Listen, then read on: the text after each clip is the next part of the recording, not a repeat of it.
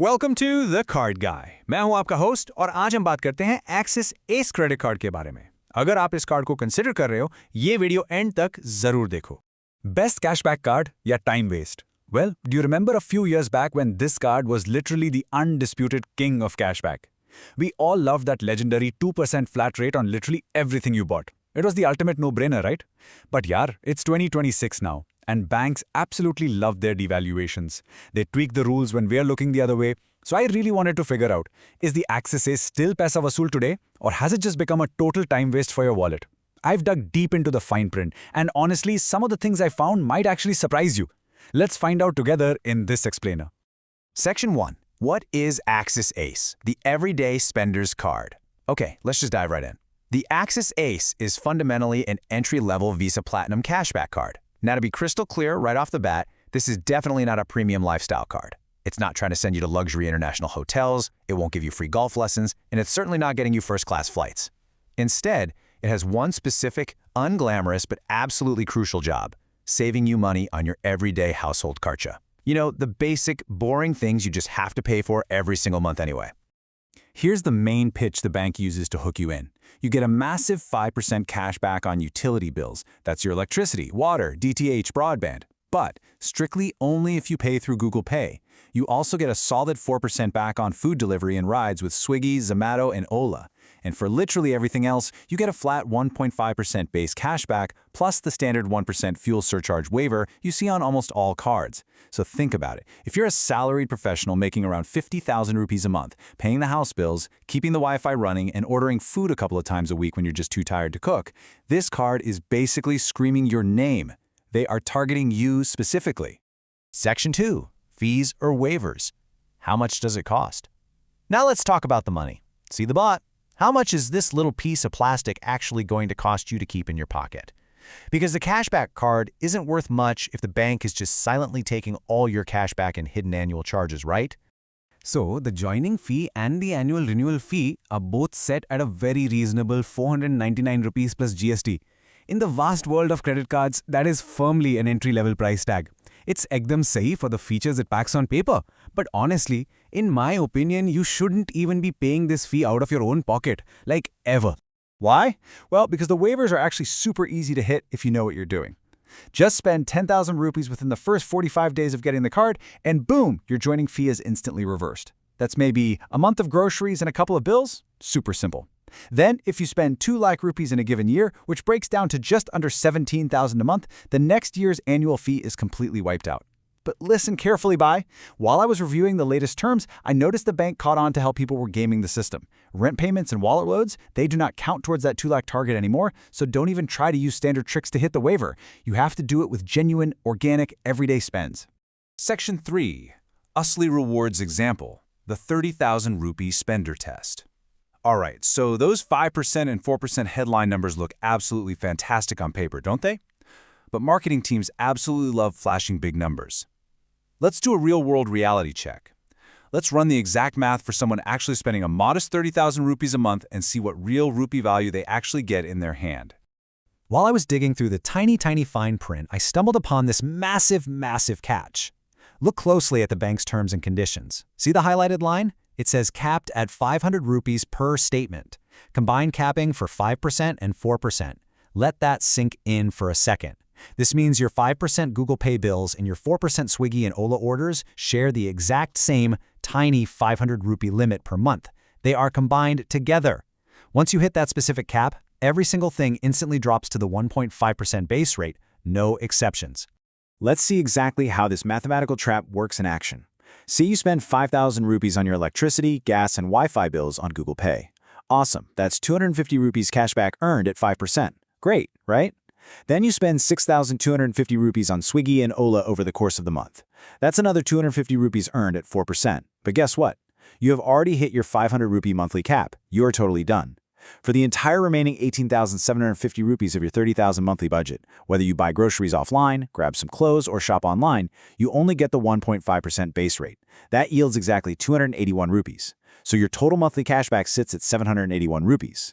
Now, it's definitely not bad for an entry-level card, but it absolutely proves that the unlimited 5% dream is just a complete mirage. You're going to hit a ceiling very fast. Section 4. Top 3 hidden benefits. What most people miss. Now, beyond the basic cashback math, there are some really sneaky hidden details buried deep in the fine print that completely change the true value of this card for the average user. Let's uncover them right now, because trust me, the bank isn't going to advertise these up front. First up, let's talk about lounge access.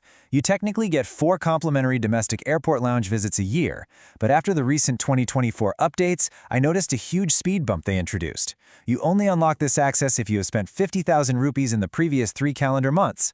So if you just use this as a secondary card to pay a couple of light bills here and there, you are absolutely getting rejected right at the airport lounge door. It's now a conditional bonus for heavy users and no longer a guaranteed baseline feature. Second, the exclusions. As you'd probably expect, you get 0 cashback on fuel, EMIs, rent, wallet loads, and government payments. But the most devastating hidden catch? This completely blew my mind when I realized it. The 5% utility cashback absolutely requires you to pay via the Google Pay app with the card, and iOS users cannot currently do this.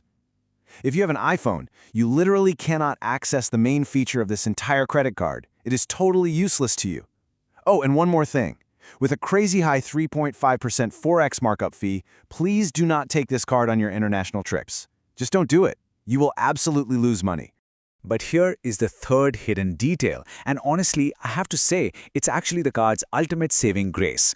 The 1.5% base rate is completely uncapped. In today's market, where almost every single entry-level card gives you 1% or even 0.5%, getting a flat 1.5% on all your offline tap and pay transactions at your local Kirana store, the mall, or the clinic is actually a massive secret weapon.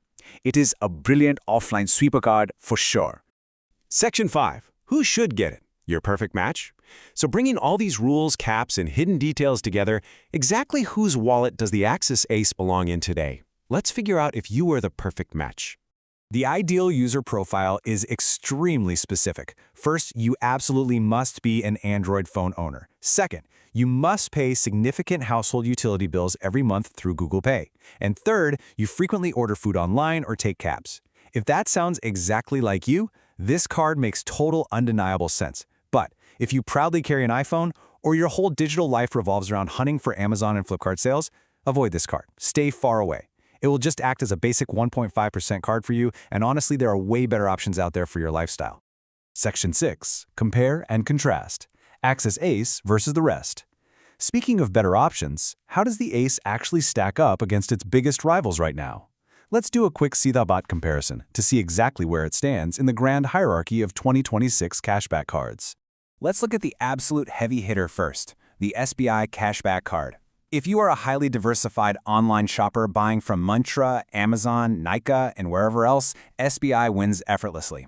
It gives you a flat 5% online with a massive 5,000 rupee monthly cap.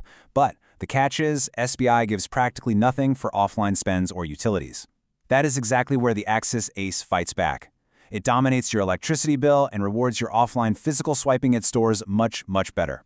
Then there's the HDFC Millennia. Millennia gives you a 1,000 rupee cap on its accelerated partner categories, which generously gives you double the breathing room of the Ace's strict 500 rupee cap. However, once you blast through those caps, the Axis Ace actually gives you a better baseline rate of 1.5% compared to Millennia's 1%. So choosing between them really just comes down to where you naturally spend the bulk of your money every month. Section 7. Final honest verdict. The card guy's recommendation. All right, we've crunched the hard numbers, we've uncovered all the annoying fine print, and we've compared it to the fierce competition. Time for the final, honest verdict on the Axis Ace in 2026. I am giving it a harsh but fair rating of 3.5 out of 10. Now hear me out on why. Because if you are paying the 499 rupee sticker price without easily hitting the waiver, or if you're an iPhone user, this card has just been severely crippled by the recent devaluations and that incredibly tight 500 rupee combined monthly cap. The legendary glory days of a flat 2% back everywhere are simply gone, and for the average diversified spender, this card feels way too restrictive today. But wait, there is a very important caveat here. If you naturally cleared the 2 lakh fee waiver without even breaking a sweat, and you actively use an Android phone to pay your household bills, this is still a very solid secondary workhorse card. You keep it quietly in your drawer for Google Pay utilities, you pull it out for offline tap and pay to get that sweet uncapped 1.5%, and you put your heavy online shopping on a different card entirely, like the SBI Cashback. Use it smart, respect its limits, and it absolutely still delivers solid value. अगर ये video helpful लगी तो like करो, subscribe करो the card गाय तो @theIndianCardGuy और comment में बताओ आप कौन सा कार्ड यूज़ करते हो। मिलते हैं अगली वीडियो में।